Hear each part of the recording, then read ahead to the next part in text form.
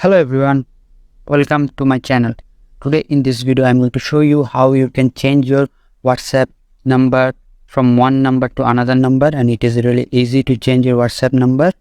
So without any further delay, let's start the video. First, go to your WhatsApp account and click those three dots on top of your right. Click here and select the setting option here. Then all you have to do is select the account option here.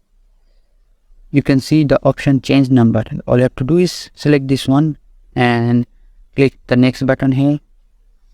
And now all you have to do is put your old number on top of this box and then put your new number that you want to change to right here and click next.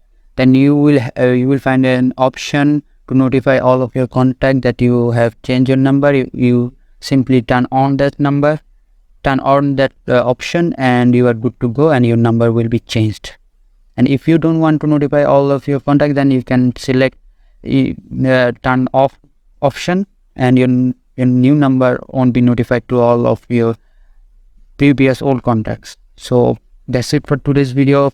I hope you like this. If you like this, consider subscribing to my channel. See you on next one.